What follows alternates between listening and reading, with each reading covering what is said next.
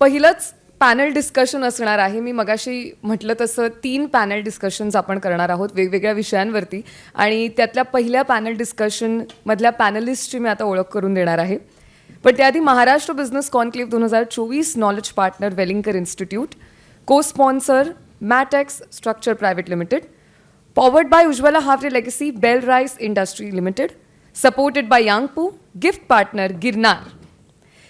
मधल्या पहिल्या पॅनल डिस्कशनमधल्या पॅनलिस्टची मी आता ओळख करून देणार आहे. सगळ्यात आधी पॅनलचा विषय सांगू इच्छिते. विषय आहे business growth, people management and leadership. मला वाटतं कुठल्याही व्यवसायाला लागणाऱ्या अत्यंत महत्त्वाच्या 3 गोष्टी आणि महत्त्वाचे 3 मुद्दे, आणि त्याच्यावरती बोलण्यासाठी फार उत्तम लोक आपल्यासोबत आहेत. सगळ्यात आधी जोरदार टाळ्यांनी स्वागत करूया chairperson of Ujjwala Haware legacy Ujjwala Haware यांचं.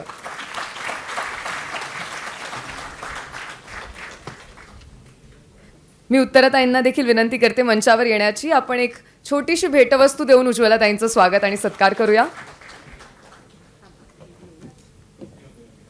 आपले गिफ्टिंग पार्टनर आहेत गिरनार, त्यांच्याकडून एक छोटीशी भेट.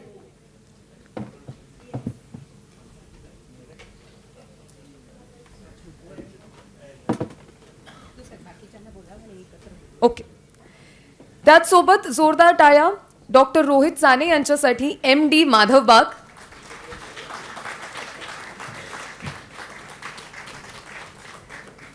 त्यासोबत मी बोलवू इच्छिते Aditi Kare Panandikar MD Indoco remedies limited यांना सुद्धा.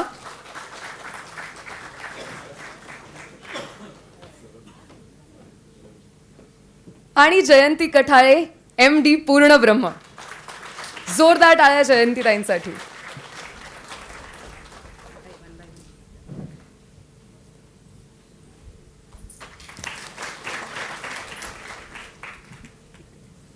तुम्हा सगळ्यांचे खूप आभार. तुम्हा सगळ्यांना एक छोटीशी भेटवस्तू आम्ही देऊ इच्छितो. सगळ्यात आधी Ujjwala Haware, chairperson Ujjwala Haware legacy, doctor Rohit Sane MD Madhavbaug,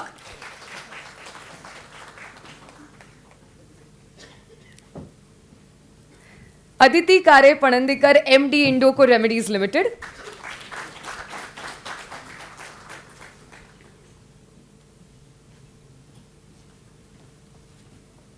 आणि जयंती कठाळे MD पूर्ण ब्रह्म.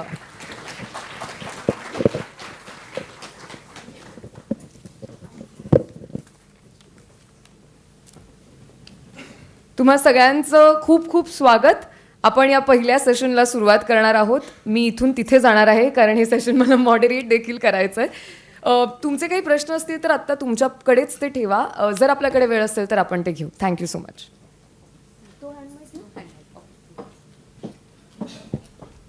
Hello check. तुम्हा सगळ्यांचं खूप स्वागत आणि खूप छान वाटतंय. या एका फ्रेममध्ये मला बसूनच मुळात खूप छान वाटतंय.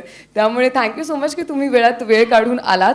आपला विषय असा आहे की त्यामध्ये मला असं वाटतं बिझनेस अख्खा त्याचं एक सार जर काढलं तर ह्याच सगळ्या गोष्टी आहेत. बिझनेस ग्रोथ, पीपल मॅनेजमेंट आणि लीडरशिप. अर्थात मला उज्ज्वलताई तुमच्यापासून सुरुवात करायला आवडेल की तुम्ही बिझनेस करताना कोणीच बिझनेस एकट्याने करू शकत नाही कधी. It is always team work आणि वेगवेगळ्या पद्धतीची माणसं असतात, त्यांच्यासोबत डील करावं लागतं, राईट. ह्या सगळ्यांना घेऊन पुढे जाणं हे कसं जमतं? हे पीपल मॅनेजमेंटचं स्किल नेमकं काय आहे? नमस्कार. सर्वप्रथम मी आभार मानते तुम्हा सगळ्यांचे की मला आज इथे बोलायला निमंत्रित केलं. आणि साळुंके सरांचं speech was so amazing, very enlightening. आणि कोठारे साहेबांचं तर काही विचारायलाच नको. He is always so good. तर आमचा व्यवसाय जो आहे हावरे इंजिनियर्स अँड बिल्डर्स, ही कंपनीची मी चेअरपर्सन सिन्स नाव आता 28 वर्ष झाले आम्ही या बिझनेसमध्ये आहोत. आणि जसं this is a very big industry, कारण आम्ही इतक्या लोकांना सोबत घेऊन चालत असतो, काही डायरेक्टली काही इनडायरेक्टली. त्यात ऑफिसमधला स्टाफ तर आहेच, साईटवरचे लेबर्स, कॉन्ट्रॅक्टर्स, वेंडर्स आहेत, त्यासोबतच सप्लायर्स आहेत, त्यासोबतच कॉर्पोरेशन म्हाडा किंवा सिडको याच्यासारख्या एजन्सीज आहेत जिथे आम्हाला डील करायला लागतं. तर या सगळ्यांसोबत डील करायची एक पद्धत आहे. आता स्टाफला डील करायचं म्हटलं तर स्टाफमध्ये एक आपुलकीचा ओलावा आपल्याला ठेवावाच लागतो. त्यांच्या सुखदुःखात ते आपली फॅमिली असतात, त्याच्यामुळे त्यांना त्यांची पूर्ण काळजी घेणे, काही बाबतीत स्ट्रिक्ट राहणे, काही बाबतीत तुमच्या काही स्टर्न राहणे हा एक विषय आलाच. त्यानंतर एक विषय असतो की लॉयल्टी. जे लॉयल असतात, जे आपल्यासोबत राहणारे असतात ते राहतातच आपल्यासोबत, आणि ज्यांना जायचं असेल ते जातातच. त्याच्यामुळे तो एक विषय आहे. पण आपला जिव्हाळा, आपली आपुलकी, आपली जी फॅमिली म्हणून त्यांना जो स्टाफ आहे त्यांना जो ओलावा द्यायचा असतो तो दिलाच पाहिजे. दुसरं आहे वेंडर्स आणि सप्लायर्स, लेबर, कॉन्ट्रॅक्टर्स हे सगळे. तर या सगळ्यांशी संबंध तुमचा डायरेक्टली पैशाशी पण असतो.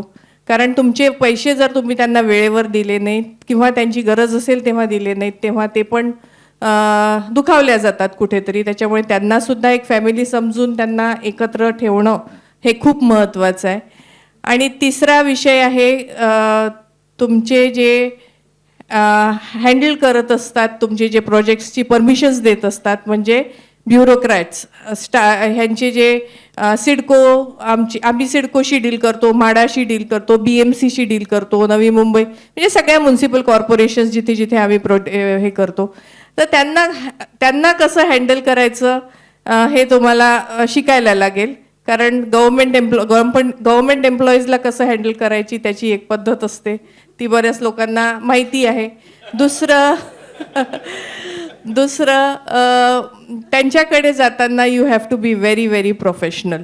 You should mean business, you have to speak business. जर तुम्ही तुमची जी काही रिक्वायरमेंट असेल, तुमची जी काही गरज असेल त्यांच्याकडनं तुम्हाला पूर्ण करायची असेल, तर your body language, your words, everything, the presentation should be very serious, and you should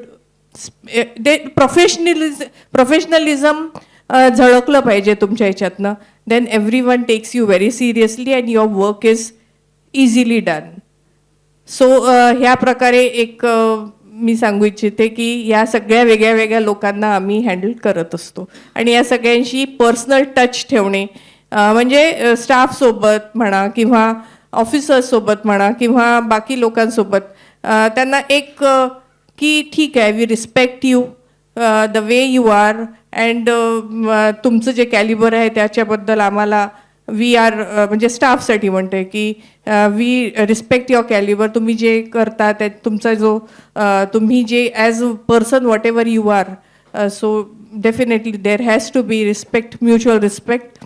आणि असे करून कामं करून घ्यायला लागतात लोकांकडनं. That is what I feel people management is.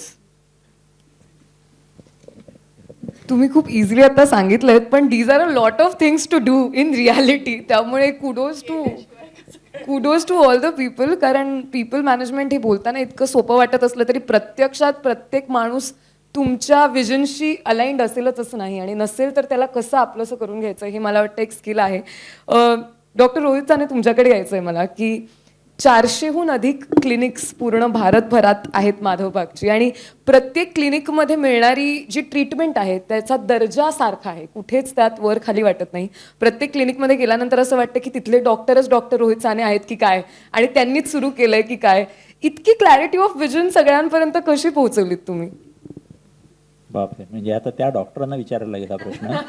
पण माझ्या मते आपण कधी जेव्हा बिझनेस करतो, जेव्हा पहिल्यांदा आपण कुठलंही वेंचर चालू करतो आणि नंतर कॉपी पेस्ट आपल्याला जेव्हा करायचं असतं, तेव्हा obviously we need some amount of standard operating protocols.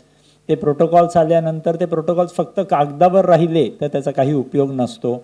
पण ते प्रोटोकॉल्स जेव्हा आपण ॲक्च्युअली इम्प्लिमेंट करायला सुरुवात करतो, तेव्हा जे लर्निंग डिपार्टमेंट, ट्रेनिंग डिपार्टमेंट यांचा जो जास्तीत जास्त इम्पॉर्टन्स आपल्याला समजून येतो, दॅट इज इनक्रेडिबल. म्हणजे आत्ता जर माधवबाग आपण जर बघितलं तर though it's a healthcare organisation, I call it as a training organisation.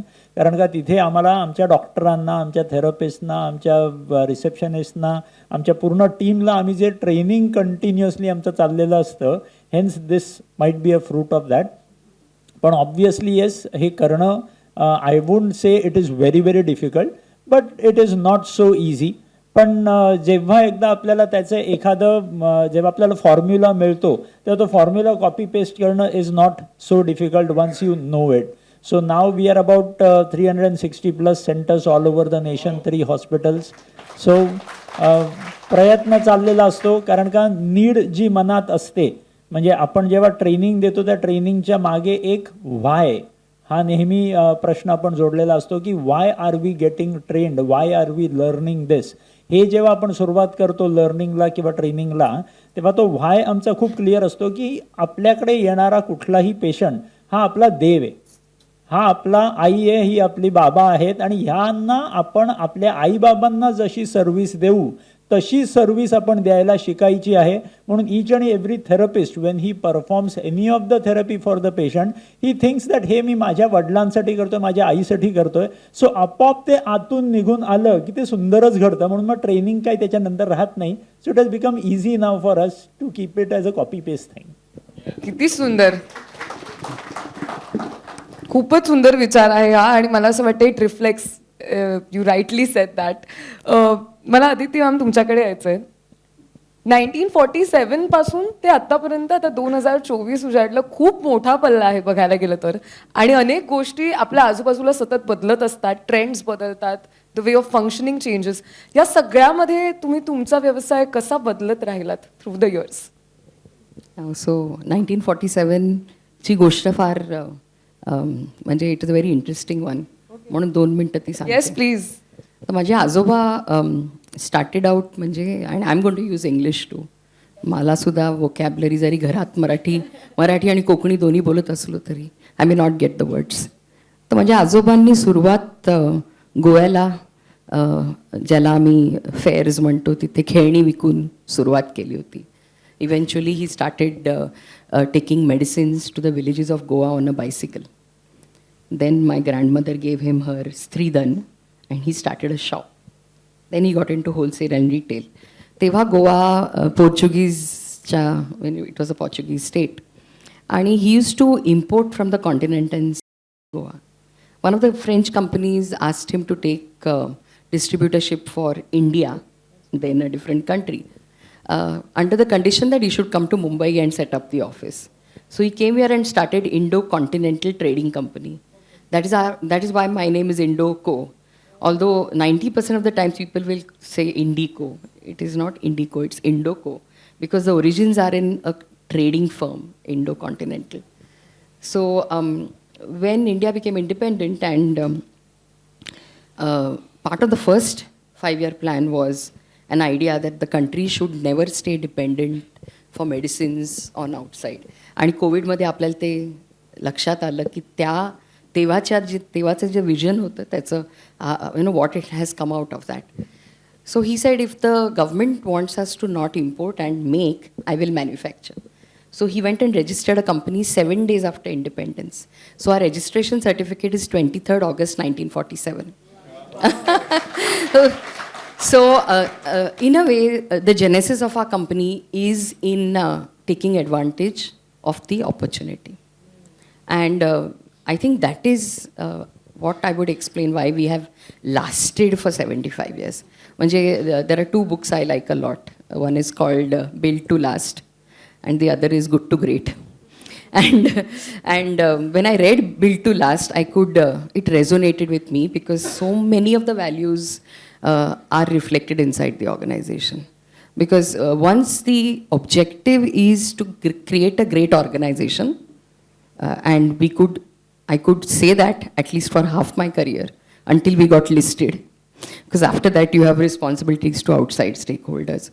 So your question, over 75 years, at every stage in any business, mala vatta ki, the path is like that. You grow, then you stagnate, then you have to do something else, then you stagnate. So tasa hot gela. From selling branded products in India, in cough and cold, to getting into ज्याला आम्ही subchronic म्हणतो, म्हणजे where other than general practitioners write your products.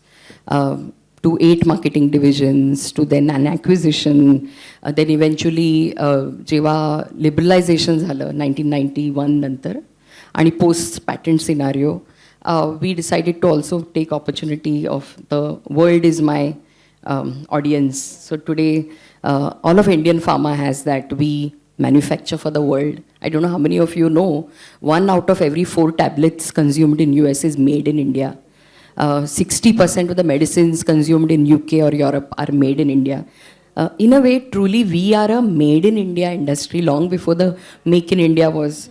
So, and that's why should that be?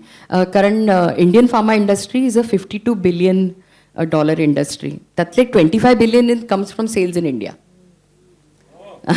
27 is exported. And when you compare our 52 billion to 600 billion, which is the size of industry in US alone. So every Indian company aspires to get a small share of that. So त्यामुळे मग व्यवसाय. So today if you look at Indoco, 50% comes from sales in India, which was the core business, which was core when I joined in 1993. And the rest of it is all international. APIs, active drugs, which is the post-COVID especially, China +1 G policy आली आहे त्यानंतर that's a big thing. We've added services. So whether Indoco grows or not, the industry will grow. So through the services we will grow. असं करत I think the idea is to be very clear that to stay passionate about wanting to succeed and not get too fond of how you want to succeed. I think that makes a lasting organization. Does that answer your question? I guess the last line especially was a great takeaway. खूप वेळा असं होतं की we feel passionate about something and then we fall in love with the idea of feeling passionate about something. But I guess you very rightly said की त्यानंतर काय, the next step is extremely important. जयंती ताई तुमच्याकडे यायचं आहे. तुम्हाला आम्ही इतक्या वेगवेगळ्या प्लॅटफॉर्म्सवरती ऐकलं, इट रिअली डझंट एकतर फील की we are meeting for the first time. पण विमानात वडापाव विकायचा हे एक स्वप्न, ते आता जगभर सगळ्यांना तुमच्याबद्दल माहिती आहे, तुमच्या बिझनेसबद्दल माहिती आहे, कुतूहल वाटतं, नवल वाटतं आणि छान वाटतं. ऑफकोर्स मराठी पदार्थ इतक्या ग्लोबल लेवलला न्यायचे आणि ह्याच्यामध्ये आपण एक कोर व्यवसाय करू शकतो, हे स्वतःला समजावणं कुठेही त्यावेळेला कठीण होतं before explaining it to everybody else. सर्वप्रथम सगळ्यांना जय हिंद, नमस्कार. मला ना आवाज थोडा मोठा हवा आहे. जय हिंद, नमस्कार. आता जेवण घेऊन आल्यासारखं वाटतं. आपण भारताचे नागरिक आहोत आणि भारतीय पहिले आहोत. आधी देशासाठी काम करा, मग प्रदेशासाठी, मग उरलं तर आपल्यासाठी. हा फंडा अगदी लहानपणापासून मायबापांनी घुसवला. पूर्ण फीड, म्हणजे दुसरा ऑप्शनच नव्हता आम्हाला. की आधी स्टेट लेवलला जेव्हा आम्ही लोक जायच्यासाठी तयारी करत होतो तेव्हा बाबांनी सांगितलं तर नॅशनल लेवलसाठीचा प्रयत्न करायचा आहे आणि ऑलिम्पिकला जायचं, त्याची तयारी पाहिजे, स्टेट लेवलचं वगैरे तू तसंच कव्हर करणार आहे. तर हे बाळकडूच मिळालं होतं. आणि मराठी जन्मानी असणं हे माझ्यासाठी भाग्याचं नाही, माझ्यासाठी खूप प्राऊड फिलिंग आहे. ओके, मराठी फूड मिळत नाही आहे हे जाणवलं जेव्हा IT इंडस्ट्रीमध्ये अनेक देशांमध्ये ट्रॅव्हल करावं लागलं आणि सगळीकडे साली जेवणाचीच बोंब झाली आहे. खायलाच मिळायचं नाही आणि तिथं डोकं सटकलं आणि ती माझी सटकली ॲक्च्युली तिथे. मग ती सटकलेली जी होती ना ती फक्त चहा टेबलच्या डिस्कशनपुरता मर्यादित ठेवली नाही.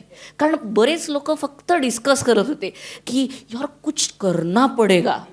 ते कुछ करना पडेगा नाही, कुछ करना पडेगा यार, खडे हो जाओ उसके लिए. मग हे जगाला ओरडून सांगण्यापेक्षा जाऊ दे ना, मीच माझं करायला सुरुवात करते असं म्हणून ITचा जॉब करता करता पूर्णब्रह्मचा पूर्ण घाट घातलाय. 450 स्क्वेअर फीटपासून तर 5,500 स्क्वेअर फीटपर्यंतचा सेटअप. म्हणजे आय वॉज लाईक, मला स्वतःलाच विश्वास नव्हता की 24 सीटरचं छोटंसं एका गराजमधला सेटअप आणि सरळ 5,500 स्क्वेअर फीटमध्ये 250च्या थाळ्या. हा जो पाथ होता ना हा फक्त 8 महिन्यात घातला आहे. It was a huge leap. म्हणजे ते सर म्हणालेत ना, एक्सपोनेन्शियल लीप घ्यावा लागतो, जम्प करावी लागते. कोणाच्या बापाला घाबरायचं नसतं. पडलो तर आपणच पडायचं, आपणच उठायचं, इकडे तिकडे बघायचं, कोणी बघत नाही, परत चालायला सुरुवात करायची.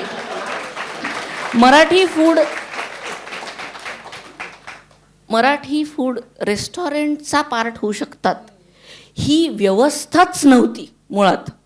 बाहेर देशांमधल्या अनेक सॉफ्टवेअर इंजिनियर्सपासनं तर ज्या H4वर गेलेल्या बायका, ज्या इंजिनियर बायका H4वर बसल्या होत्या, ज्यांना जॉब करता येत नव्हते, त्या घरातले स्वयंपाक करून कंटाळलेल्या होत्या. कारण महाराष्ट्राच्या बाहेर महाराष्ट्र जास्त जपला जातो हे मला विचारा. आम्ही जपतो. आमच्या इथे नॉन मराठी लोक म्हणजे पूर्णब्रह्म चालू केलं तेव्हा मला विचारलं गेलं की तुझी कॉम्पिटिशन कोणासोबत आहे. मी म्हटलं लोकल कॉम्पिटिटरसोबत कॉम्पिटिशन करणारच नाही, डायरेक्ट इंटरनॅशनल ब्रँडसोबत कॉम्पिटिशन करेल. त्यांचे 36,000 सेंटर होऊ शकतात ना, मी 5,000 मराठी फूडचे सेंटर्स करेल, पूर्णब्रह्म 5,000 सेंटर्सवर घेऊन जाऊ, तेही वुमन आंतरप्रिन्युअरशिप, वुमन लिडरशिपच्या अंडर. मग ते 70% एम्प्लॉयमेंट लेडीज, फक्त लेडीजला फ्रँचायझी मिळतील, only gents cannot take a franchise, अशा वगैरे टॅगलाईन वगैरे फेकायला सुरुवात केली होती. यायचं असेल ते एका बाईला घेऊन ये सोबत, आयदर बहीण, आई, बायको, गर्लफ्रेंड, एनीबडी इज ओके. ते करत असताना कॉम्पिटिशन जेव्हा इंटरनॅशनल मार्केटसोबत केलं ना, तर त्याचा स्टडी करावा लागला ज्ञानेश्वरी. आधी लिहून काढावं लागलं. IT मध्ये होती, सुधा मॅडमच्या अंडर काम केलेलं आहे, त्याच्यामुळे ॲब्सल्यूट प्लॅनिंग हे इतकं तळागाळातनं शिकलेलो आहे की प्लॅनिंगवर मी 3 वर्ष घालवले आहेत माझे. 3 years. म्हणजे खरं तर महाराष्ट्रीयन घरात सगळा स्वयंपाक, आई, आजी, आजोबा, मामा, मावशी, आत्या, काका सगळा घरोबा आहे. पण मराठी फूडला इंडस्ट्रीयल लेवलवर न्यायचं असेल तर त्याचं स्टँडर्डायझेशन करावं लागेल. जसे IT मध्ये SOP सेट होतात तसे मराठी फूडमध्ये SOP सेट करावे लागतील. Trust me, we are the only Indian restaurant brand who are serving recipes under code system. आमच्या लंडनमधल्या फ्रँचायझीमध्ये किंवा अकोल्याच्या फ्रँचायझीमध्ये मसाले भात हा 10084 कोडला बनतो. स्पॅनिश माणसाला मोदक शिकवायला लागलेत, पण ॲब्सल्युटली कोड सिस्टीमवर कामं केलेत. शेफ लोकांना मॅथमॅटिक्स कळत आहे, 1+1 2 सगळीकडे सारखं आहे, ते फक्त शिकवत गेलो. नॉन मराठी रिजनमध्ये मराठी फूड विकतोय ही रिस्पॉन्सिबिलिटी डोक्यावर होती, म्हणून त्याच्यामागचा ध्यास लागला होता. आजही तो ध्यास घेऊन सगळ्या जगभरात नऊवारमध्ये फिरते आहे. मागच्या या जानेवारीमध्ये 12 जानेवारीला न्यूयॉर्क टाइम्समध्ये 15 सेकंदसाठी 12 वर्ष नऊवारचे असं म्हणून डिस्प्ले झालो आहे. तर आनंद तर होताच, पण गंमतही होती, कारण नॉन मराठी रिजनसोबत मधल्या लोकांशी कामं करायचे होते. मग त्यांना फक्त सांबार आणि फोडणीच्या वर्णामधला फरक सांगितला, तेवढा सांगितला, संपला विषय. आम्ही लोकांनी तेच अचीव केलं.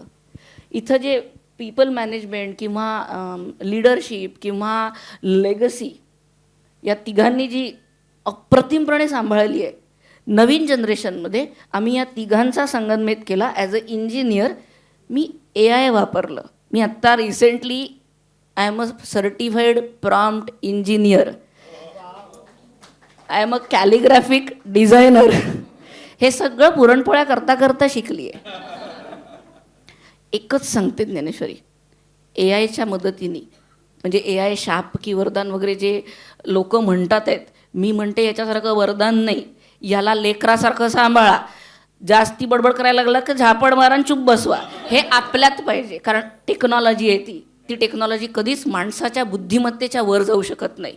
त्याला कंट्रोल करण्याची ताकद जर आपण आणली ना, तर ती आपलं भवितव्य इतकं क्लासी करणार आहे. 11 सेकंड्समध्ये तुम्ही आमच्या पूर्णब्रह्ममध्ये आल्यानंतर आम्ही तुमचं बिलिंग काढतो आहे तुम्हाला न सांगता. आम्हाला माहिती असतं की तुम्ही काय खाणार आहे. तुमच्या जेस्चर, तुमच्या बसण्याच्या पद्धतीवरनं, तुमच्या किती नंबर ऑफ लोक आहेत त्याच्यावरनं, आणि तुम्ही काय घातलं आहे त्याच्यावरनं आम्ही AI लावलेले आहेत. आमची अनस्किल्ड लेबर या AIच्या टेक्नॉलॉजीला वापरून तुमचे बिलिंग व्यवस्थित काढतात आहेत. कारण बिझनेस म्हटलं की पैसा येतो, NGO चालवत नाही आहे. पुरणपोळीचा रोखठोक पैसा घेऊ. क्या बात आहे. एकदा जोरदार टाळ्या जयंती ताईंसाठी. मला असं वाटतं जेव्हा पण तुम्हाला ऐकतो we are taken aback and we are in awe असं होतं ना की काय अजून केलं असंच झालेलं आहे. मला असं वाटतं एआयचं we did not see it coming at all.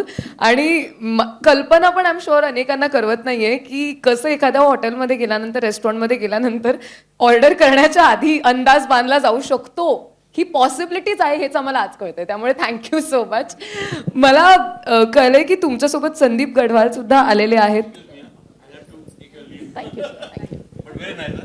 Thank you so much sir. Thank you thank you.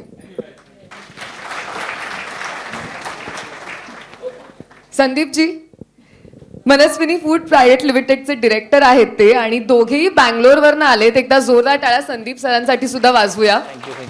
Thank you. आणि तुम्ही इथे आहात त्यामुळे प्रश्न विचारण्याचा मोह होतोय थोडासा. त्यामुळे I am going to ask you one question.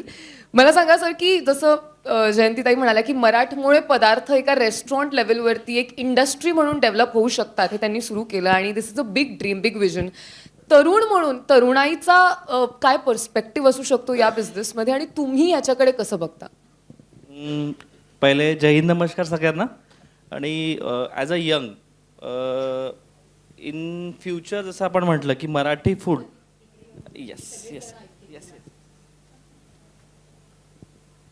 Sorry मी थोडा सीकर आहे, मला पब्लिकली बोलता येत नाही, तर मी पहिल्यांदा बोलतोय.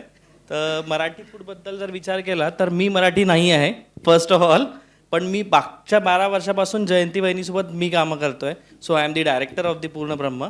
आणि सेकंड की मराठी फूड हे प्रत्येक दुसऱ्या घरी बनतं, पण हे हॉटेलमध्ये येणार हे कोणाला कल्पनाच नाही आहे. सो माझा हा उद्देश आहे की तुम्ही जेव्हा बिझनेस करताय तर स्वतःच्या फूडला थोडं अपग्रेडवर या, तर that will be the better option for the all Marathi. So मी तेवढंच बोलणार, अजून जास्त बोलू शकत नाही. Sorry for that. पण Sandeep sir thank you so much. तुम्ही बँगलोरवरनं आल्याचं कळलंय आणि तुम्ही इतकी छान गोष्ट शेअर केलीत. मी उत्तराताईंना विनंती करते की आपण संदीप सरांना सुद्धा एक छोटीशी भेटवस्तू देऊया. आपले गिफ्टिंग पार्टनर आहेत गिरनार, त्यांच्याकडून एकदा जोरदार टाळ्या संदीप सरांसाठी please.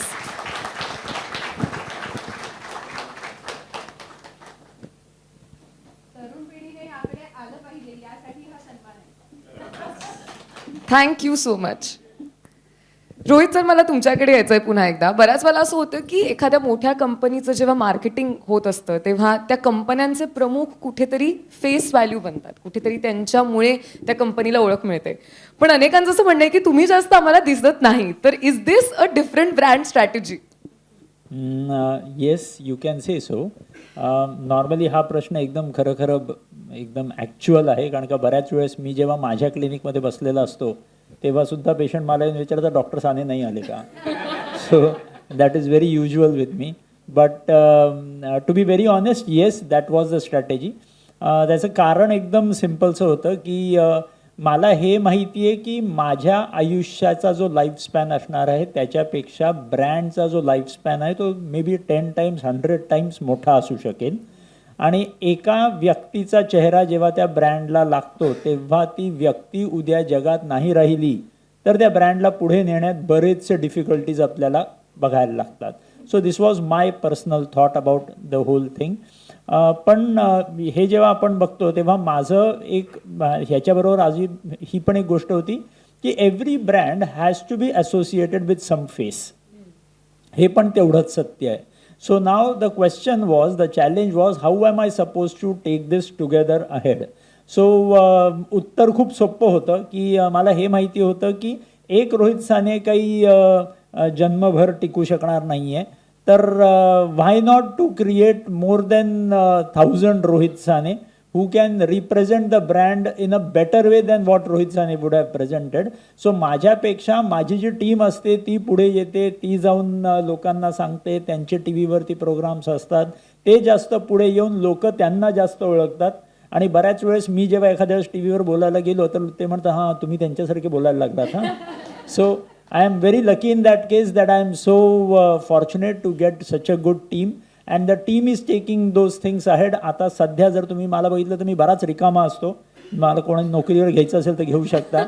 So So I am very, very fortunate that the team is taking those things ahead. And I am sure that in the future I won't be needed in the organization. And that is my luck that I always speak about. So thank you. That's a lovely strategy also, I guess. Great leadership truly. Atish ma'am तुमच्याकडे यायचं आहे की आजच्या घडीला जर आपण pharma इंडस्ट्रीचा विचार केला तर कोणती अशी ठळक चॅलेंजेस तुम्हाला जाणवतात? कारण खास करून कोविड नंतर ती इंडस्ट्री ग्रू अँड हाव. इथे अनेक असे नवीन उद्योजक आहेत किंवा अनेक उत्सुक लोक आहेत ज्यांना जर फार्मा इंडस्ट्रीमध्ये पाऊल ठेवायचं असेल at this moment, what are the things that they should be ready for? हां, तर जसं मी आधी म्हटलं, Indian pharmaceutical industry is the pharmacy to the world.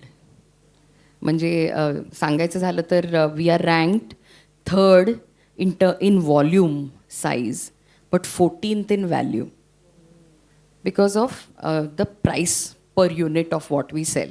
But otherwise we are very large. And this is one aspect of the industry. The other, industry is very resilient. The Indian pharma industry. आणि जसा जसा opportunity मिळत गेली तशी I think most of us have been taking steps to grow a business accordingly. तर if you see it's a very fragmented industry. म्हणजे there are 5,000 recognized manufacturers of pharmaceuticals in India.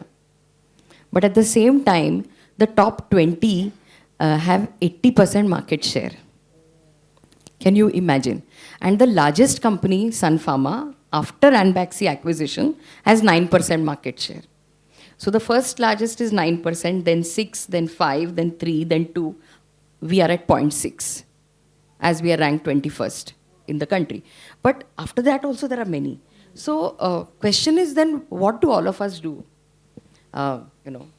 We all do the same thing, possibly in different measures and at a different scale, and sometimes with a different level of complexity. पण म्हणजे मी जेव्हा US ला when I was studying, doing masters, मी जो paper म्हणजे माझा research paper होता Dunkel Gat proposal on patents, the Indian perspective. Because I was very passionate. I always knew I'm going to come back because there was a legacy at home. आणि माझे वडील मला economic टाइम्सचे cuttings पाठवायचे, ते घेऊन मी तो paper present केलेला तेव्हा. तर आय डोंट नो, म्हणजे this is may not be the forum to talk of patents and things like that, but patent is a reward for your idea, your technology, and then you get a protection. Globally you either get it for 10 years from commercialisation or 20 years from concept, असं आहे ते typically. आणि आपल्याकडे post independence there were both product and process patents, आणि multinational companies were ruling obviously, कारण all the technology was there's. In 1970, a US senator group came to India and gave Indira Gandhi this suggestion that for a poor nation like yours, you should not keep product patent. And that was in a master stroke. And that is what drove the entire Indian entrepreneurial journey in pharma after that. Because product patents were removed and only process patents were kept. So, Merck Dome may launch a new product in US today. And tomorrow morning, Ranbaxy would launch it in India with a new process. Often a much better, more efficient and far more cheaper process. Because the brains for chemistry, the brains for reverse engineering are very much here. And the need, because your population could never afford that at that price. So from 1970 to right up to 2028, we signed the TRIPS agreement as part of globalization as a country in 1995. As an industry, we bargained for 98. We kept asking for more time, 2001. Every few years, they said, आता Indian industry बंद पडणार.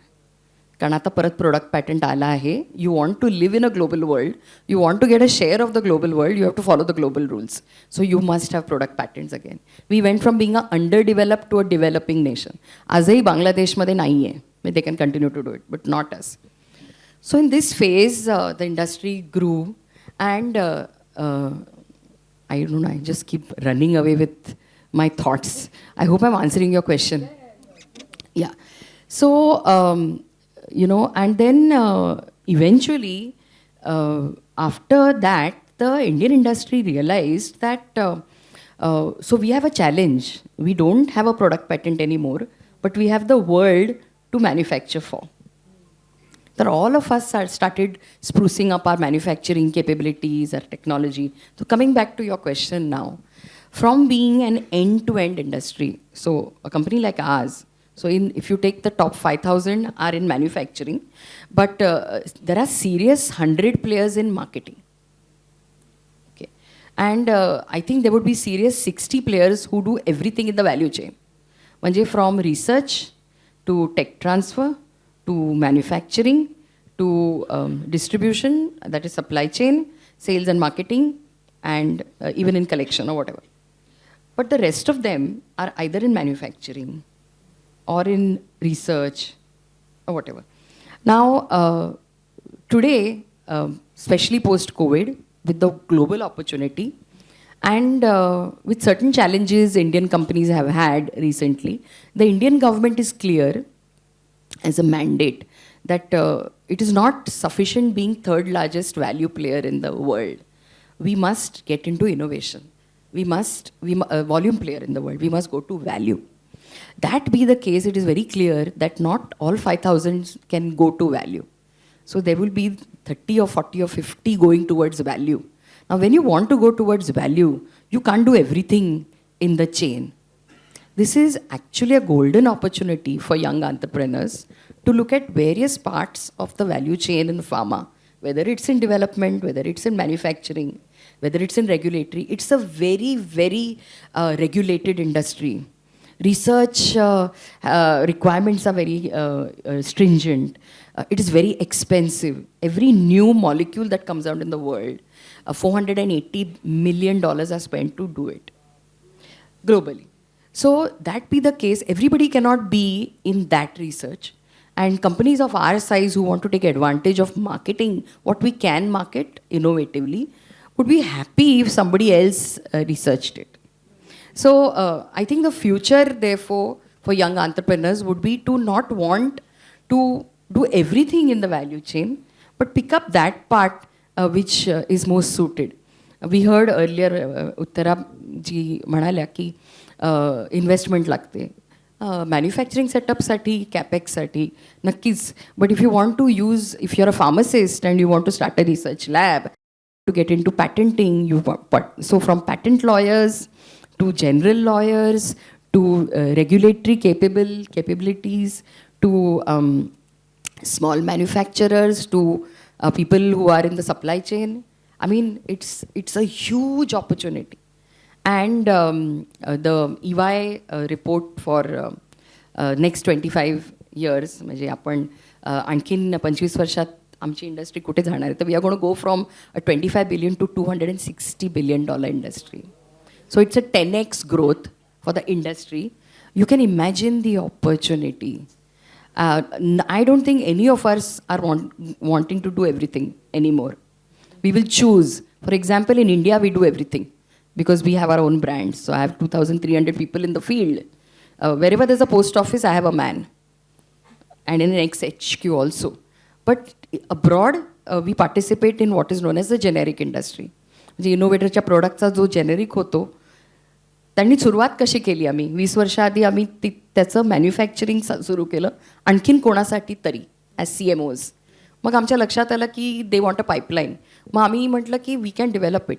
दे said we will buy it. We were selling it off. Then we started licensing it out until I realise that I don't want to do hamali. I just don't want to keep making for you. So I said, we are not going to sell anymore. We will invest, create our own IP. So we started keeping that IP. We started registering. Today we have 54 ANDAs at various stage of approval in US, 160 in Africa. So kept the IP for ourselves kind of. But frankly, there is space for a lot of young entrepreneurs in industry. Just don't want to do everything in it. Because it is an industry which is driven by huge, very high capex, very high initial investments. So on the India business side, it is the man or the foot people on the ground kind of. So it is the return per man. So Sun Pharma would have 30,000 sales reps. I have 2,500. So obviously, you don't. A beginner will not want to do that. In manufacturing, it's about capacities. Again, very expensive proposition. But there is a whole lot to do in services. So there are a lot of services you can offer to the industry, which is going to grow 10x. I think that's my suggestion. Right thank you so much. मला असं वाटतं की this really opens up our perspective a lot, कारण बऱ्याच वेळेला असं वाटतं की आपण ऑपॉर्च्युनिटी केवढी आहे ह्याचंच अनुमान करत राहतो, पण लाईक यू सेड की literally there are many other ways also that you can be a part of the pharma industry. आणि इथे अनेक अशी माणसं आहेत ज्यांना या क्षेत्रात येण्याची इच्छा आहे, and this is a very apt first starter step for them as well. उज्ज्वलाताई, मला तुमच्याकडे यायचं आहे. मला तुम्हाला विचारायचं आहे की आपल्याला जर बिझनेसमध्ये प्रॉफिट होत असेल तर तो रिइन्व्हेस्ट करणं राईट प्लेसमध्ये फार महत्त्वाचं असतं. जितके लोक इथे आत्ता आहेत ज्यांनी स्वतःचे स्टार्टअप्स सुरू केलेले आहेत किंवा नवीन नवीन त्यांनी बिझनेस सुरू केलेला आहे, त्या सगळ्यांना तुम्ही काय सांगाल की रिअल इस्टेटमध्ये investing for business growth how good is that? आपण भारतीय लोक आहोत पहिली गोष्ट, आणि मला असं वाटतं भारतात कुठेही जा आपल्याकडे सेविंग्सला खूप महत्त्व आहे. आणि आजकाल जे सॅलरी पॅटर्न्स आहेत जे यंगस्टर्सचे वगैरे, ते मजा करून चांगले चांगले कपडे घालून सगळं करून झाल्यानंतरही सेविंग करतात. सगळी मजा झाल्यानंतर त्यांचं एक असतं की आता घर घेतलं पाहिजे. आणि मला असं वाटतं स्पेशली कोविड नंतर घर घेण्याचं जे मधल्या काळात जे जेन झी म्हणतात त्यांचं जे होतं की नको घर कशाला, उगीच त्यात तितके पैसे हे करायचे आणि त्याचं लोन घ्यायचं आणि लोन मग ते फेडत बसायचं, कोणी सांगितलं आहे, त्याशिवाय भाड्याच्या घरात राहायचं तेच वगैरे, तो जो फंडा होता ना तो थोडासा डायल्यूट झाला. आणि कोविडमध्ये कुठेतरी आपल्याला स्टेबल वाटावं हा जो एक थॉट होता तो थोडासा रुजला. त्याच्यामुळे कोविडमध्ये आम्ही स्वतः इतका बिझनेस केला आहे, सगळ्यात चांगला बिझनेस आम्ही कोविडमध्ये केला. म्हणजे आमची उरली सुरली जी इन्व्हेंटरी होती ती सगळी आम्ही कोविडमध्ये विकून टाकली. कारण तुम्हाला घर घेतल्याशिवाय स्टॅबिलिटी येत नाही. तुम्ही जर 26-27व्या वर्षी लग्न केलं, 3-4 वर्षानंतर तुम्हाला मुलं होतात. लग्न झाल्याबरोबर काही दिवसांनी 1-2 वर्षात जर तुम्ही घर घेतलं तर मुलं होईपर्यंत तुमचे कमीत कमी 5 वर्षाचं लोन तुमचं निघून जातं सुरुवातीचं. आणि त्याच्यानंतर मुलं मोठे होईपर्यंत शाळेत जाईपर्यंत तुमचा एक मोठा तो एक चंक आहे तो फेडला जातो. आणि कुठेतरी पुढे नंतर जेव्हा मुलं मोठी होतात तेव्हा त्यांच्या करिअरसाठी तुमच्याकडे थोडे नंतर पैसे जमा राहतात किंवा तुमची एक प्रॉपर्टी होऊन जाते. त्याच्यामुळे इंडियामध्ये, बाहेरचं मला माहीत नाही, पण इंडियामध्ये सगळ्यात चांगला इन्व्हेस्टमेंटचा कोणता पर्याय असेल तर तो रिअल एस्टेटच आहे. म्हणजे इवन माझ्याकडे हे येतात इन्शुरन्सवाले येतात, मी त्यांना सांगते इन्शुरन्स मी तुमचा घेण्यापेक्षा तुम्ही माझ्याकडे एक दुकान घ्या. तुम्ही दुकान घेतलं तर तुमचं रिटायरमेंटची तुमचे सगळे प्रॉब्लेम सॉल्व्ह झाले. ते त्या दुकानाच्या भाड्यावर तुमचं पूर्ण पेन्शन निघून जाईल. तुमचं आयुष्य आरामात. काय म्हणे मॅडम तुम्ही असं कसं, आम्ही तुम्हाला इन्शुरन्स देतो, तुम्हीच आमचा धंदा. पण ॲक्च्युली ते फॅक्ट आहे. जरी आकडा मोठा असेल तरी थोडे थोडे, कारण आजकाल सगळे होम लोन्स इतके स्वस्त झालेले आहेत, सगळ्या गोष्टी स्वस्त आहेत, मग का नाही. आय थिंक जर तुमच्याकडे थोडे जास्त पैसे असतील तर तुम्ही प्राईम लोकेशनला घर घ्या किंवा दुकान घ्या. कमी असतील तर तुम्ही थोडं पेरिफेरीला घ्या. पण investment in property is the best investment असं मला वाटतं. Thank you so much. Rohit sir, तुम्हाला प्रश्न आहे पुढचा की तुमच्या व्यवसायात आजच्या घडीला इतर उद्योजकांना जर काही व्यवसाय करायचा असेल तर कोणकोणत्या संधी उपलब्ध आहेत? सगळ्या संधी उपलब्ध आहेत. सो म्हणजे आत्ता जेव्हा मी एवढे आता last 23 years when I am been into it, मला एवढं कळलेलं आहे की आमच्या हेल्थकेअरच्या पूर्ण बिझनेसमध्ये हेल्थकेअरचा पार्ट हार्डली 10% 15% असेल. बाकी सगळं अदर देन हेल्थकेअर सगळ्या गोष्टी आहेत. So everybody who is there from the IT background, you are most welcome. Anybody is from the food department, you are welcome. Anybody who is from healthcare always welcome, no doubt for it. बरं, तुम्ही कुठलंही hospitality असाल, education असाल, training असाल, whatever you are, we are always there to collaborate. कारण का एक गोष्ट सिम्पल आहे की जर आता जगात मोठं व्हायचं आहे तर कोलॅबोरेशन शिवाय दुसरा उपाय नाही. So we are always open for it and you will always find our doors open for you. Lovely. मला असं वाटतं जितके इंटरेस्टेड लोक आहेत त्यांच्यासाठी this is a great good news. कारण हे म्हणजे लिटरली कोणी पायघड्या घालाव्यात आपल्यासाठी तसा क्षण आहे असं म्हणायला हरकत नाही. Thank you so much sir. मला जयंतीताई तुमच्याकडे यायचं आहे की खाद्यपदार्थांचा जेव्हा व्यवसाय असतो तेव्हा रिस्क मॅनेजमेंट जी असते ती सांभाळून बिझनेस ग्रो कसा करायचा, आत्ता जितके नवउद्योजक इथे आहेत त्यांना कसं मार्गदर्शन कराल त्याबद्दल? मी ना छोटे 2-4 नंबर्स सांगते आणि मग आपण हे समजावून सांगू की याच्यातलं रिस्क ॲनालिसिस करून रिस्क मिटिगेशन कसं करायचं आहे.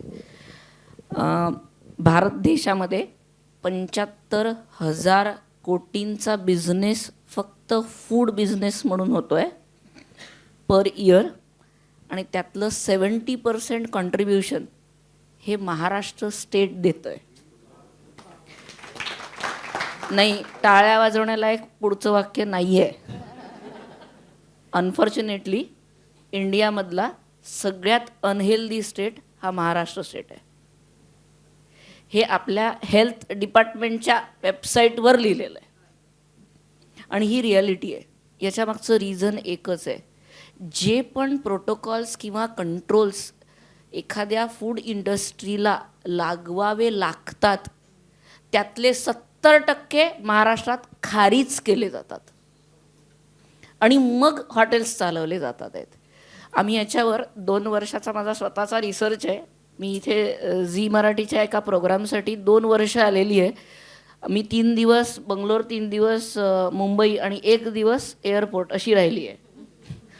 आणि त्या दिवसांमध्ये बऱ्याच छोट्या इटरीजपासनं मोठ्या इंडस्ट्रीजपर्यंत सगळीकडे, आता जयंती कठाळे हे नाव असं थोड्याफार प्रमाणात झालं आहे फेमस, तर मी जाऊ शकायची आणि प्रत्येक मॉल म्हणजे नॉन मराठी रिजनमधले पण मॉल्स घे किंवा महाराष्ट्रातले पण मॉल्स घे, एखादा तरी मंजुनाथ सापडतो. आणि अरे मंजुनाथ है क्या असं म्हटलं की ते आतमधल्या सर्व्हिस लाईनला आतमध्ये जाऊन बघता येतं. अनफॉर्च्युनेटली इंटरनॅशनल ब्रँडसाठीचे सगळे रेग्युलेशन्स वेगळे आहेत आणि लोकल ब्रँडसाठीचे सगळे रेग्युलेशन वेगळे आहेत, जेव्हा की रेंटल सगळ्यांचे सारखे आहेत, कॉन्ट्रीब्युशन प्रत्येकाचं सारखं आहे. पण आपल्याला मला हा प्रश्न पहिल्या दिवशीपासून पडला होता, कारण आम्हालाच आमच्याच रेस्टॉरंटमध्ये जेव्हा एका मराठी माणसाने विचारलं, मराठी शेफ नाही वाटतं तुमच्याकडे, मी त्याला प्रश्न तसाच परत प्रतिप्रश्न विचारला, कारण पलटवणे लावता येत ते गल्ला ठेवला आहे.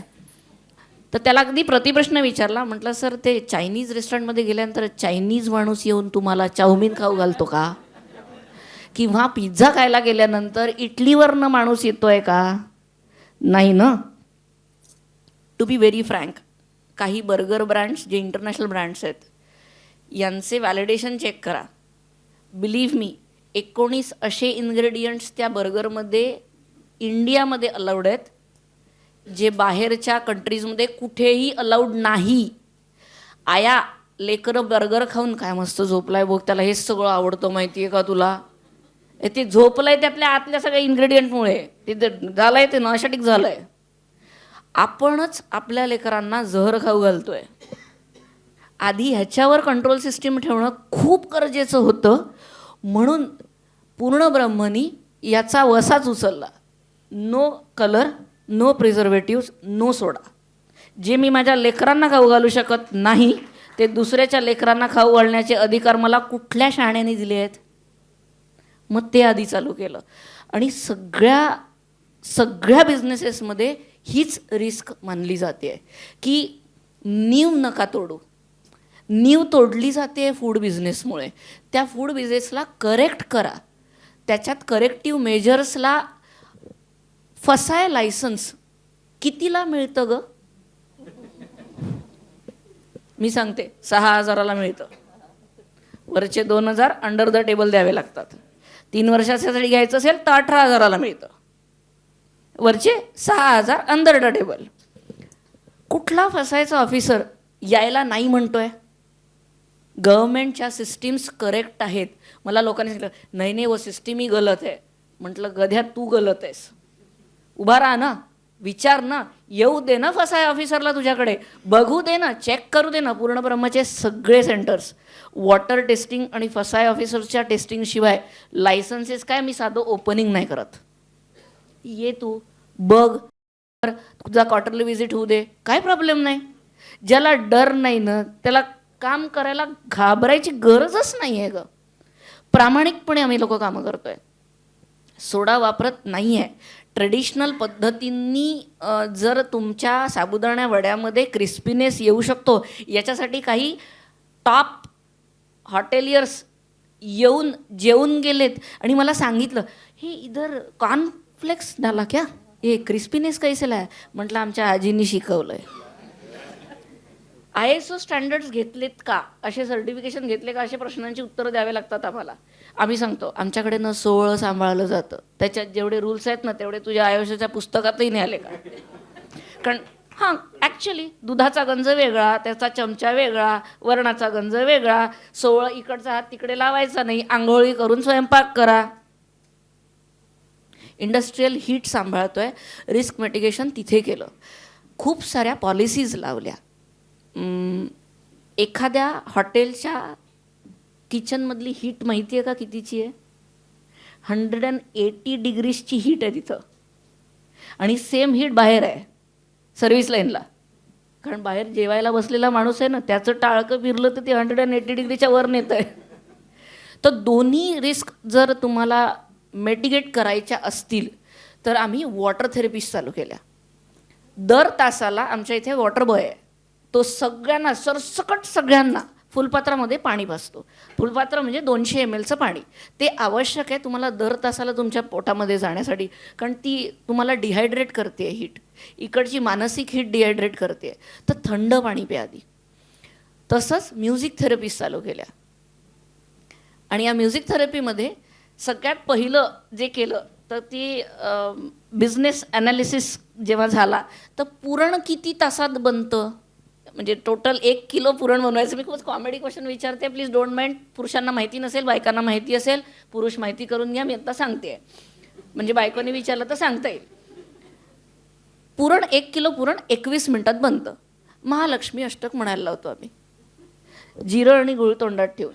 पिठलं 7 मिनिटात बनतं, 7 मिनिटात रामरक्षा होते. अथर्व शीर्ष 11 मिनिटाचं आहे, त्याच्यात मोदकाचं सारण होतं. या सगळ्या तंत्रमंत्रांच्या विज्ञानातनं पूर्ण ब्रह्म चालतं. म्हणून आमच्या इथे खूप जास्त मेंटल इम्बॅलन्स होत नाही, जे की नॉर्मल केसमध्ये अशा शो बिझनेसमध्ये प्रचंड प्रमाणात होतात. ते आम्ही सगळे मिटिगेट केलेत, सगळे कंट्रोल्स टाकलेत.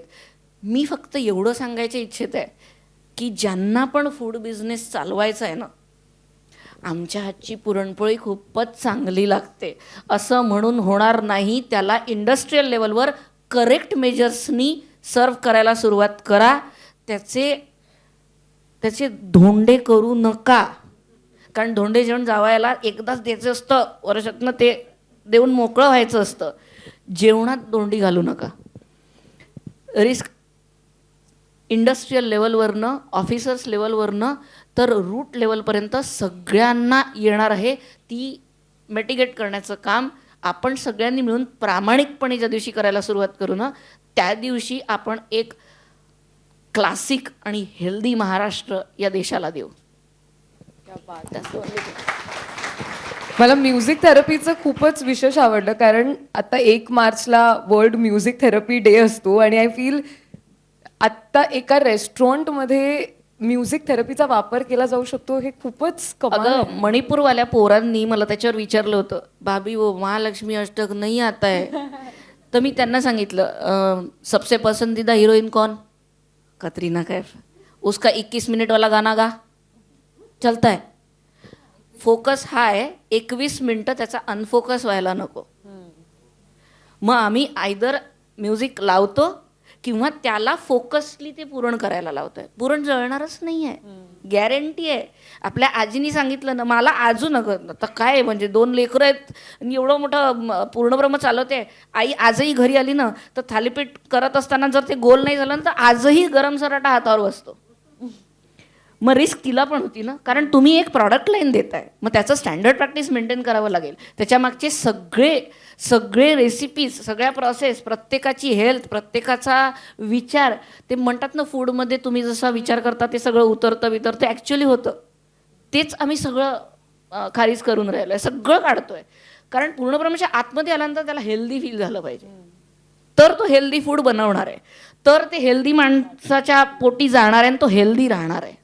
करेक्ट. मग ते वाढायच्या पद्धतीपासून तर बनवायच्या पद्धतीपर्यंत प्रत्येक गोष्टीमधला प्रत्येक पॉईंट लिहून काढलाय. मला असं वाटतं this is amazing attention to detail. एकदा जोरदार टाळ्या जयंतीताईंसाठी.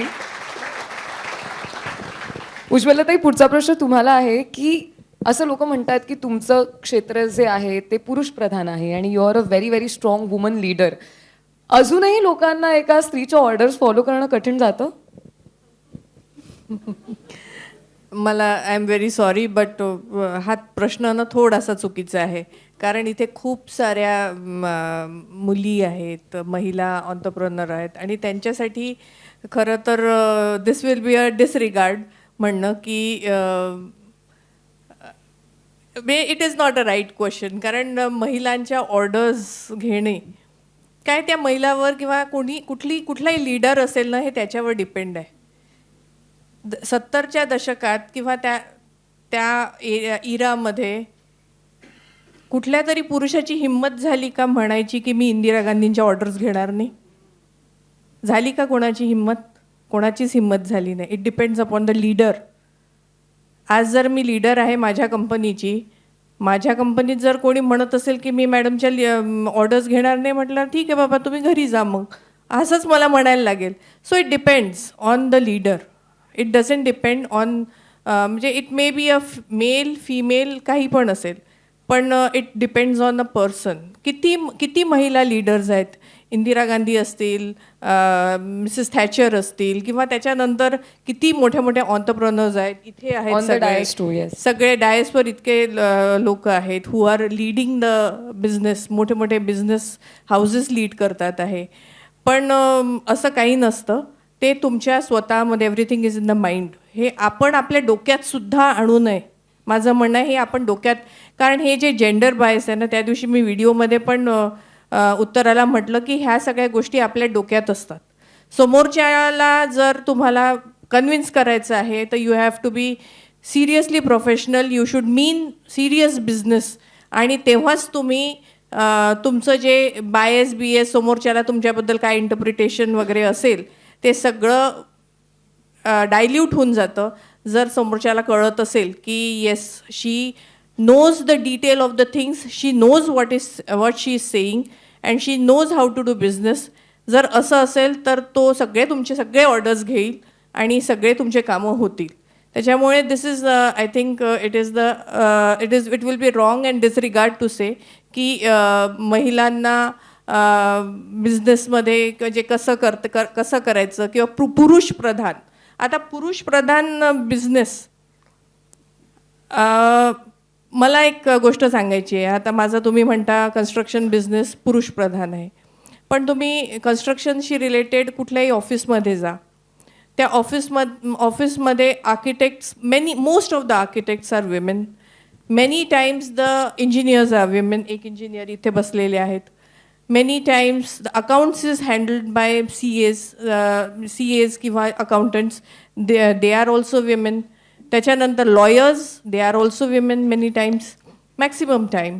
त्याच्यानंतर कॉर्पोरेशनमध्ये, सिडकोमध्ये किंवा कुठेही तुम्ही गेलात तर तिथे IAS ऑफिसर विमेन आहेत. किती मोठे मोठे IAS ऑफिसर्स आपण जाणतो. तर when in this business so many people are women, त्याच्यामुळे त्या एका पर्टिक्युलर फेस जर माणूस आहे तर you cannot say that this business is a male dominated business. याच्यात सुद्धा women play a major role. पण त्याच्यामुळे मेल फिमेल मला वाटते हे जेंडर बायस आपण आपल्या डोक्यातलं बाहेर काढायला पाहिजे. Time has come. It is very important की आपण जर फोकस्ड असू की you are doing business, you have responsibilities, you are doing so many jobs, इतक्या सगळ्या लोकांची, स्टाफची, कस्टमर्सची सगळ्यांची जबाबदारी जर आपल्याकडे आहे आणि आपल्याला जर काम करायचं आहे, त्याच्यामुळे म्हणजे मी माझं सांगते, मी 28 वर्ष झाले या बिझनेसमध्ये आहे. I have constructed nearly 170 projects. त्याच्यात मी कमीत कमी 60,000 घरं बांधलेली आहे, 60,000 फॅमिलीजला घरं दिलेली आहेत. इतका मोठा बिझनेसचा व्याप मी आणि सतीश माझे मिस्टरांनी आम्ही सुरू केला जवळजवळ 28 वर्ष आधी. 2005च्या दरम्यान त्यांचा मृत्यू झाला. पण त्याच्यानंतर जी माझ्या खांद्यावर मोठी जबाबदारी आली, त्या जबाबदारीमुळे म्हणा किंवा बिझनेसचे बाकी टेन्शन्स असतील किंवा जे कामं असतील, मला कधी लक्षातच आलं नाही असं की हा मेल डॉमिनेटेड बिझनेस आहे की फिमेल डॉमिनेटेड बिझनेस आहे. मला एवढंच माहिती होतं की माझ्याकडे जी मेहनतीची कमाई लोकांनी जे घरं बुक केलेली आहेत, माझ्याकडे जो स्टाफ जो सगळा माझ्याकडे बघतोय की आता फेस ऑफ द कंपनी तर गेला, पण आता काय कंपनीचं काय, तर तिथे तो विश्वासार्हता निर्माण करण्यासाठी जी मला स्ट्रगल करायचं होतं, की जी मेहनत करायची होती, त्याच्यात वेळच मिळाला नाही की स्त्री पुरुष करायचं. जो चॅलेंज आला तो चॅलेंज रिझॉल्व्ह करायचा. प्रत्येक चॅलेंजला सोल्युशन असतं.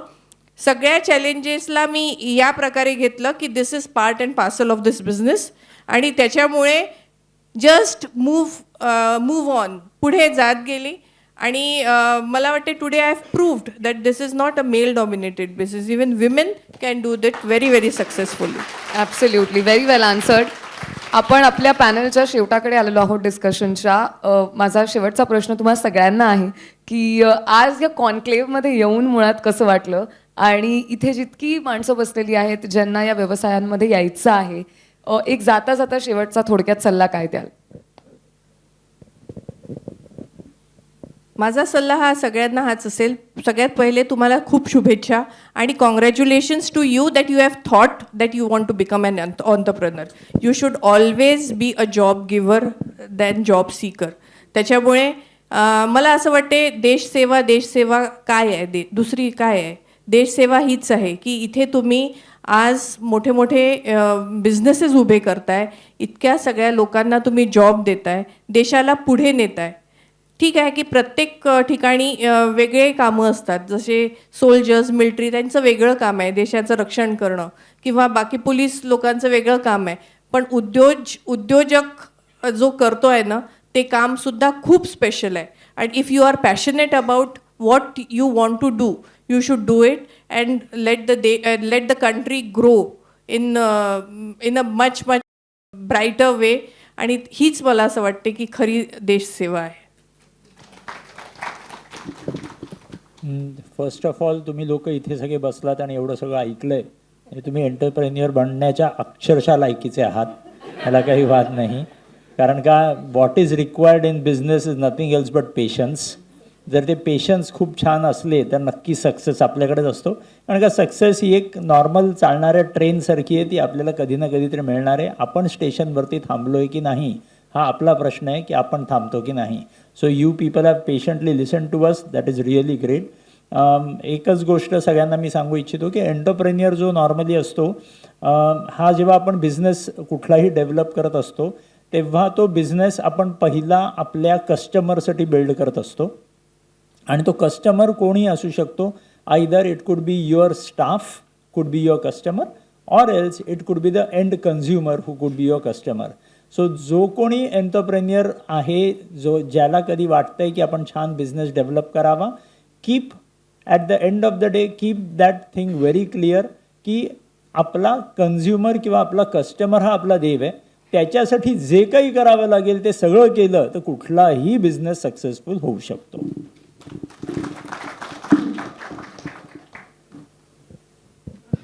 So, first of all, thank you for inviting me here today.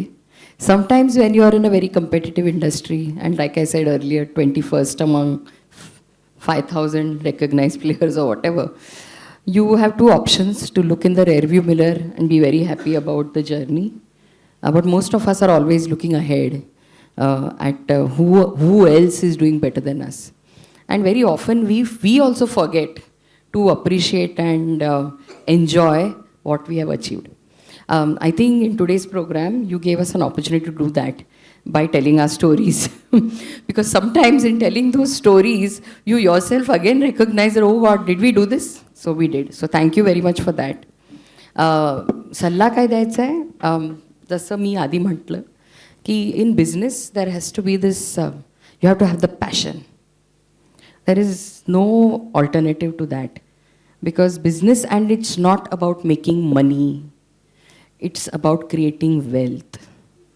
And it's about creating value. The moment, म्हणजे मला अजून आठवतं जेव्हा रॅनबॅक्सीचं ॲक्विजिशन झालं तेव्हा असे PE फंड्स आणि माझ्याकडे पण आले होते. One of them actually said that why should you be stuck doing something your grandfather started. So who told you I am stuck? Right? So if the passion is there, and that is most important, and it's not, so every time I have this discussion with my husband often, when even today we get pitched every time for, and then he'll say, you know, to actually make that kind of money, how many years you'll go, or will you ever do it if you're getting a valuation? I said, well, what will I do after that, because I'm enjoying this so much. So the passion and the need or want to create value has to be above everything else. Some people also ask us that, म्हणजे लोकांना उगाच असं वाटतं की कन्स्ट्रक्शनमध्ये जास्ती आणि लवकर पैसा मिळतो फार्मापेक्षा. आहे तसं थोडंसं पण so they will ask me that why not, you know, why you doing this, you could do that. I said, so it has to be not about making money, which is a very, I would say, salaried thought process. In business, it has got to be about creating value and wealth for all. 6,500 employee strength today, and 6 after we acquired a company in US last year. 6 people sit there and they keep reminding me, and 6. So my father reminds me, it's not 6,500 and 6, it's multiplied by at least 4.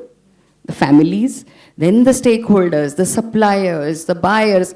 So the joy of being part of this ecosystem, I think, if you must want all that. Otherwise, better not do it. Yeah, thanks. जयंतीताई, जाता जाता एक असा कोणता गुण आहे जो आता जितकी माणसं बसलेत त्यांनी आपल्या अंगी बाणवावा, खास करून जर त्यांना उद्योजक व्हायचं असेल तर? बघा, स्टार्टअपचं बूम आहे. सगळे स्टार्टअप कोणाला माहिती नव्हतं 10 वर्षापूर्वी. एंटरप्रेन्योर्सचे म्हणजे शब्दाचा अर्थही माहिती नव्हता आणि स्पेलिंगही माहिती नव्हते. खरं बोलते ना मी. तुम्हा सगळ्यांना फक्त एकच सांगते, तुम्ही जर खरंच बिझनेस करण्यासाठी इथं आले आहात, तुम्हाला बिझनेस कसा करायचा आहे हे ऐकण्यासाठी तुम्ही इथे आले आहात, तर मी तुम्हाला सांगते, मी बँगलोरसारख्या सिलिकॉन व्हॅलीमधनं येते.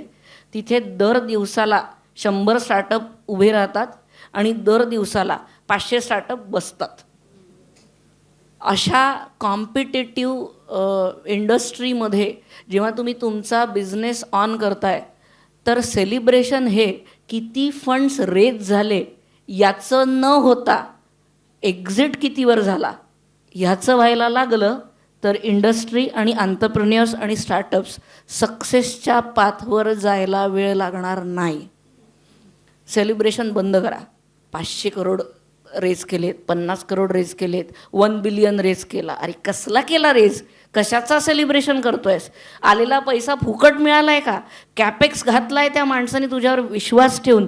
त्या इन्व्हेस्टरला देवमान, त्यांनी तुझ्या आयडियावर विश्वास ठेवला ना. आता ते रिटर्न ऑन इन्व्हेस्टमेंट देण्याची ताकद जर आणली तर बिझनेस बरोबर डिसिप्लिनमध्ये जाईल. बँकांचे लोन फेडायला वेळ लावत नाही की नाही आपण, तसंच इन्व्हेस्टर्सचे पेमेंट, इक्विटी याला लोनसारखं कन्सिडर करून ज्या दिवशी आपण पे ऑफ करण्याची ताकद दाखवू, त्या दिवशी सस्टेनेबिलिटीवर बिझनेसेस जातील आणि रोज तयार होऊन रोज मरणारे स्टार्टअप बंद होतील. कारण कॅपेक्सच्या भरोशावर बिझनेस क्लासचं तिकीट काढायचं नसतं. हे फॅड भरलेलं आहे नवीन जनरेशनमध्ये, ते बंद करा आधी आणि मग बिझनेस हातात घ्या. कारण मग तो बिझनेस ना principle oriented with all rules what this people have shared will get followed. मुळात पैसा डोक्यात जाऊ देऊ नका. पैसा हातात आला की डोक्यात जातोय आणि डोक्यात गेलेला पैसा कधीच कामाचा नसतो. स्ट्रॅटेजिकली, सायंटिफिकली, एथिकली बिझनेस करा. सुधा मूर्तींचं एक वाक्य मी आयुष्यभर फॉलो करते, ते तुम्ही पण करा अशी इच्छा. आणि हाच मूलमंत्र आहे. If you are doing anything legally right and ethically right, तुम्हाला कोणाचा बाप नाही थांबवू शकत, हे लक्षात ठेवा. क्या बात आहे. Thank you so much. तुम्हा सगळ्यांचे खूप खूप आभार. खूप इंटरेस्टिंग झालं सेशन आणि आय एम शुअर की अनेक लोकांनी नोट्स घेतल्या असतील, मेंटल नोट्स. घरी जाऊन जेव्हा ते विचार करतील ह्याच्यावरती, पुन्हा एकदा सेशन रिवाईज करतील, तेव्हा असे अनेक मुद्दे आहेत जे खरंच घेण्यासारखे आहेत, जे खरंच इम्प्लिमेंट करण्यासारखे सुद्धा आहेत. तुम्हा सगळ्यांचे खूप खूप आभार की मिती group presents Maharashtra business conclave 2024 मध्ये तुम्ही आलात. 4 चांद लावलेत खऱ्या अर्थाने आणि तुम्ही वेळात वेळ काढून आलात आणि इतकं मनमुराद शेअर केलं इतर ऑन्टरप्रेनर्स सोबत. त्याबद्दल खूप आभार. Thank you so much. Thank you so much. Thank you. मी तुम्हाला सगळ्यांना बसण्याची विनंती करते.